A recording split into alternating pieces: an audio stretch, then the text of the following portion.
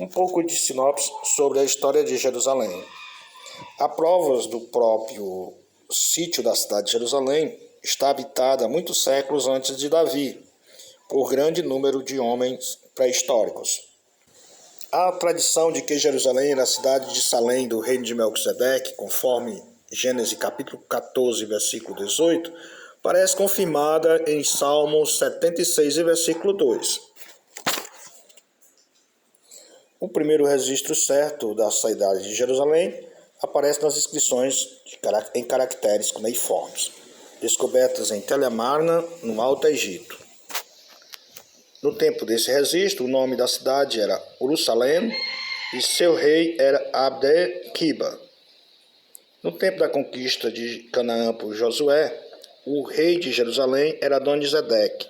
Josué capítulo 10 e versículo 3. Davi, cerca de 1000 anos antes de Cristo, tomou a cidade e depois de ter reinado 7 anos em Hebrom, reinou lá 33 anos. Segundo Samuel 5 e 5. 1 Reis 2 e 11. Fez Jerusalém a capital do seu reino e o centro religioso do país. Salomão alargou os muros da cidade e construiu o templo com grande magnificência. Edificou também um palácio real de um esplendor que rivalizava com o templo. Roboão, filho de Salomão, continuou o reino em Jerusalém, sobre as 2 tribos, depois do reino se dividir. No 5º ano de seu reinado, a cidade foi tomada por Sisaque, rei do Egito. 1 Reis, capítulo 14, versículo 25. No reinado de Jeorão, foi tomada novamente pelos filisteus e arábios, segundo Crônicas 21 e 16. No tempo do rei Amazias, o rei de Israel, Jeoás, rompeu uma grande parte do muro e levou muito despojo, segundo Crônicas 25 e 33. Aliás, 25 e 23. Rezim, rei da Síria, e Peca, rei de Israel, fracassaram na tentativa de tomar Jerusalém no reinado de Acais. Segundo Reis, capítulo 16 e versículo 5. Semelhantemente, fracassou a tentativa de Senaqueribe no reinado de Ezequias, segundo Reis, capítulo 18 e 19. Os pecados de Manassés foram a causa da sua prisão e da sua deportação para a Babilônia, segundo Crônicas 33 e 9. Josias, neto de Manassés, realizou em Jerusalém uma grande reforma moral e religiosa, segundo Crônicas 34 e 3. No reinado de Joaquim, a cidade foi cercada e tomada por Nabucodonosor, que deportou para a Babilônia a maior parte do povo, segundo Reis 24, do 12 ao 16. No 9º ano do reinado de Zedequias, a cidade foi sitiada. Ele foi preso, seus olhos vazados, e ele levado à Babilônia. Todas as casas foram queimadas, inclusive o templo, segundo Reis, capítulo 25. No tempo de Ciro, como se acha marcado em Esdras, o povo voltou do cativeiro e reedificou o templo. As muralhas foram levantadas por Neemias, capítulo 3. Alexandre Magno visitou a cidade quando Jadua, de Neemias, capítulo 12, do 11 e 22, exercia o sumo sacerdote, ou o sumo sacerdócio, Ptolomeu Soter tomou a cidade pelo ano de 320 a.C. Antíoco o Grande conquistou-a em 203 a.C. Escopas, o general alexandrino, retomou-a em 199 a.C.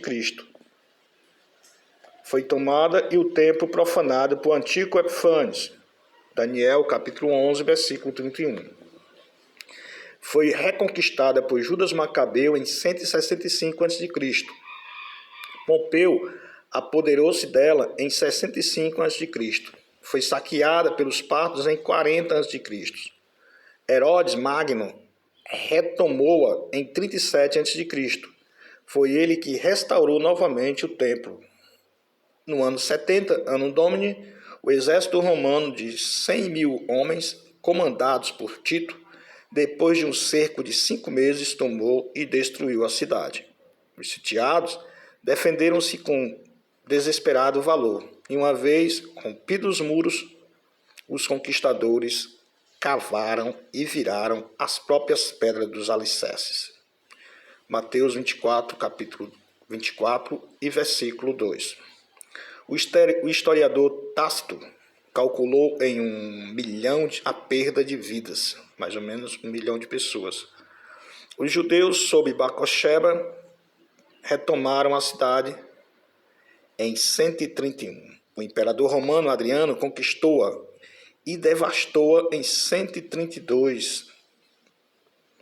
Cosroes II, rei da Pérsia, conquistou-a e saqueou-a em 614. Heráclio retomou-a em 628. Omar, sucessor de Maomé, ocupou-a em 637. Revolucionários muçulmanos conquistaram-na em 842. Os edifícios dos cristãos foram destruídos em 937. A dinastia Fatimida ocupou-a em 969. Calife Hakim destruiu-a em 1100. Os turcos Seljuk ocuparam-na em 1075. A Fitur a sitiou e a conquistou em 1096. Godofredo, chefe da primeira cruzada, sitiou-a, conquistou-a e massacrou os habitantes em 1099. Saladino, chefe da terceira cruzada, ocupou-a em 1187. Os muros foram destruídos em 1219. O emir de Querak conquistou-a em 1229. Entregou-se a Frederico II na sexta cruzada em 1239. Os caresmanhas conquistaram-na e os árabes saquearam-na em 1240. Foi ocupada pelos turcos em 1547. Ibrahim Pachá do Egito ocupou-a em 1831. Os turcos bombardearam-na em 1835. Foi ocupada novamente pelos turcos em 1841. General Alembe libertou-a em 1917. Em 14 de maio de 1948, renasceu a nação de Israel com sua capital em Tel Aviv. Atualmente, a cidade de Jerusalém tem uma população de 156.000 habitantes na parte judaica. Hoje, uma mesquita muçulmana ocupa o local do templo. Até que os templos dos gentios se completem, Jerusalém será pisada por eles. Lucas capítulo 21, versículo 24. O passado de Jerusalém é um assunto muito impressionante. O futuro é ainda mais comovente. Suas ruínas não permanecerão para sempre. O futuro templo e Israel restaurado, quando Jerusalém vai vestir-se das suas roupagens formosas. Isaías 52, 1. Deve ser a nossa meditação diária. O dia quando os pés de Cristo estarão sobre o Monte das Oliveiras, conforme Zacarias capítulo 14, versículo 4, deve ser o nosso maior anelo. Também nós falamos da Jerusalém, capital de Israel, né? É interessante que Jerusalém ela está no plural, né? E existe, de fato, duas Jerusalém, a Jerusalém terrena e a Jerusalém celestial. Sobre a Jerusalém celestial, a gente vê que Gálatas 4:26, ela fala sobre a Jerusalém lá de cima, a cidade que tem fundamentos, né? Da qual Deus é o arquiteto e fundador, conforme Hebreus 11:10. A cidade do Deus vivo, a Jerusalém celestial, Hebreus 12:22. A cidade santa, a Nova Jerusalém, Apocalipse 21:2. Essa Jerusalém celestial é almejada por todos os cristãos em todo o mundo, né? Nós aguardamos a nossa redenção, nós aguardamos que Jesus ele desça sobre o monte de Jerusalém, ali o monte das oliveiras, conforme o que escreveu o profeta Zacarias, né? E ali no capítulo 14, versículo 4, e ali estabeleça o reino milenial e logo após o perfeito e eterno estado. Então, quem chegou até aqui, Deus abençoe sua vida e meditemos nas palavras do nosso Senhor Jesus, né? Ficar de olho, vigiando e orando, aguardando com paciência a vinda do Senhor Jesus. Obrigado.